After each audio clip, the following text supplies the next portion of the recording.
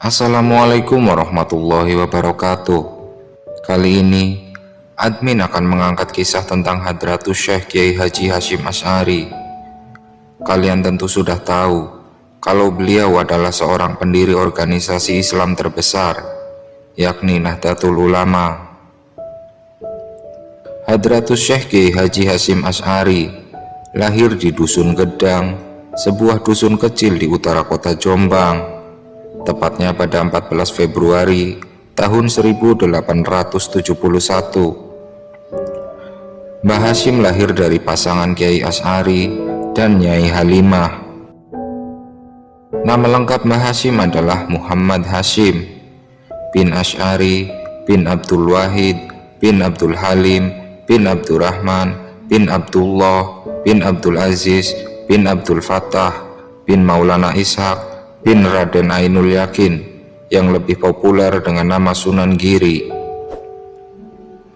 Garis keturunan Mbah Hasyim dari garis sang ibu merupakan keturunan langsung dari Prabu Brawijaya ke-6 yang mempunyai latar belakang seorang bangsawan tanah Jawa.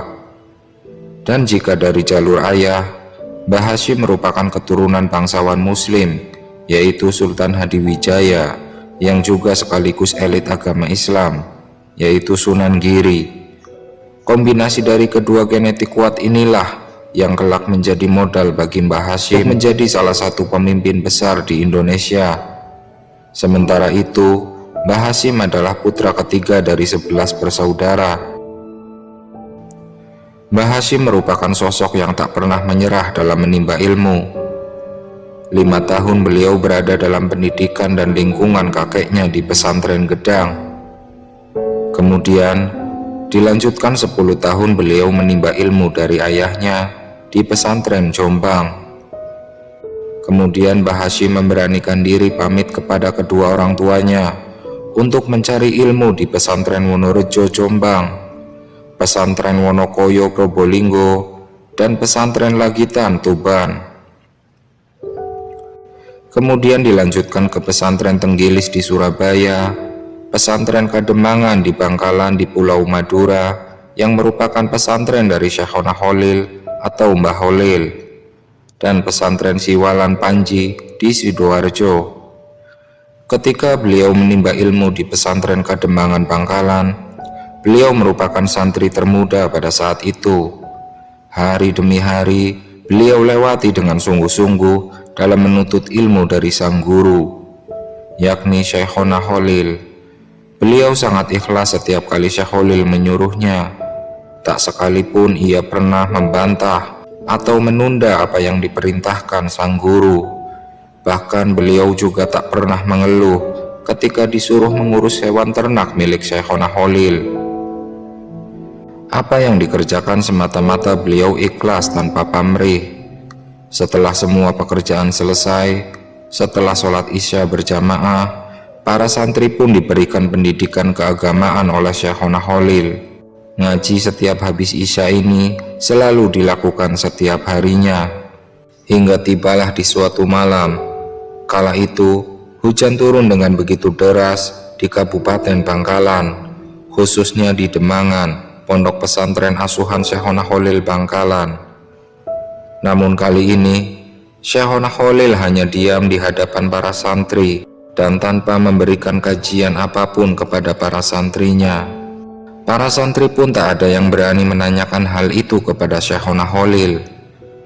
Syekhona Kholil hanya duduk melihat ke kanan dan ke kiri, dan sesekali memandangi wajah para santri-santrinya.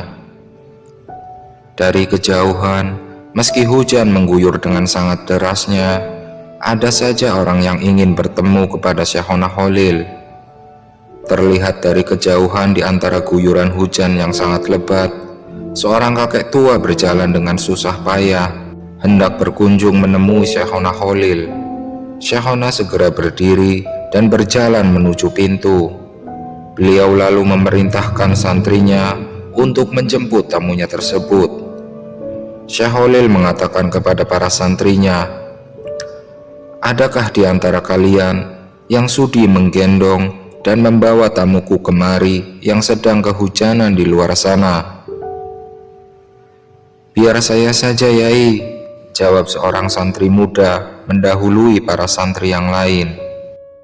Santri muda itu pun bergegas pergi dan menembus derasnya hujan yang sangat besar, untuk kemudian segera menyusul menghampiri orang tua tersebut. Berpikir panjang, santri muda itu menggendong orang tua itu yang merupakan tamu dari Syekhona Khalil. Dengan sangat akrab, Syekhona Khalil menyambut tamunya, lalu mengajak tamunya yang merupakan orang yang sudah sangat tua tadi untuk masuk ke dalam kamar pribadi Syekhona Khalil. Dan di antara keduanya terjadi dialog empat mata. Lalu tak lama kemudian, rupanya percakapan mereka pun telah usai. Syekhona Khalil dan orang tua tersebut keluar dari kamar pribadi Syekhona Khalil. Syekhona Khalil kemudian mendatangi santri-santrinya untuk meminta bantuan lagi. Syekhona Khalil bertanya kepada para santrinya, "Siapakah di antara kalian yang mau mengantarkan kembali orang tua ini?" "Biar saya saja, Kiai. Tadi saya yang sudah menjemput beliau kemari, dan izinkan saya juga yang mengantarkan beliau kembali," sahut santri yang tadi menggendong orang tua tersebut. Orang tua tadi menengok ke arah Syekhona Khalil dan tersenyum. Kemudian dengan sopan dan penuh rasa takzim, santri muda itu pun mengatakan, "Mari Pak, biar saya gendong lagi." Lalu santri muda itu menggendong orang tua tersebut dan keluar dari pondok pesantren dengan sangat hati-hati, menembus derasnya hujan yang tak kunjung henti.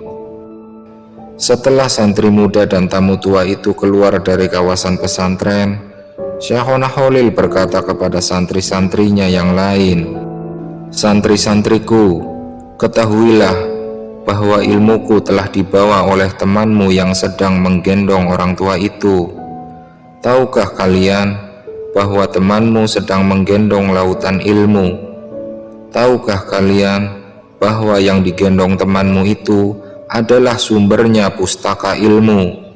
Dan tahukah kalian bahwa yang digendong temanmu itu adalah Nabiullah Khidir alaihi salam? Hari ini temanmu yang menggendong Nabi Khidir itu kelak akan menggendong dan menyatukan umat dalam suatu wadah umat Islam terbesar di dunia." Para santri Syekhona Khalil seketika tersentak mendengar apa yang telah disampaikan oleh Syekhona Khalil. Semuanya terdiam dan seolah tak percaya bahwa orang tua tersebut ternyata adalah Nabiullah Khidir alaihi salam.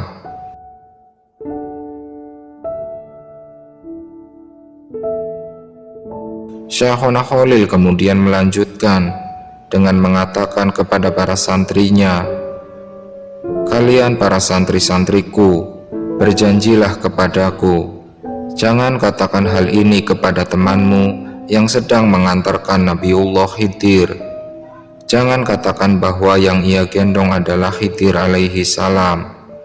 Tapi ketika aku sudah tiada, katakanlah semua kepadanya tentang apa yang telah aku sampaikan ini."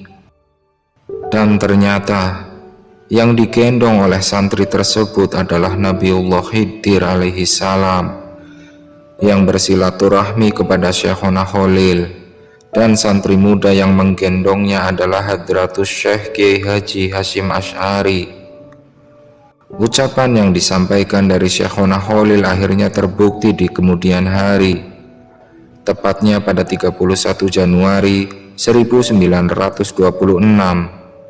Hadratus Syekh Kiai Hasyim Asy'ari akhirnya mendirikan wadah atau organisasi yang kemudian organisasi yang beliau dirikan menjelma menjadi organisasi Islam terbesar di dunia, yaitu Nahdlatul Ulama. Itulah sepenggal kisah dari Hadratus Syekh Kiai Haji Hasyim Asy'ari, seorang ulama dan waliullah karismatik, pendiri organisasi Islam terbesar di Indonesia, bahkan organisasi Islam terbesar di dunia. Sebelum menutup video ini, admin ingin meminta maaf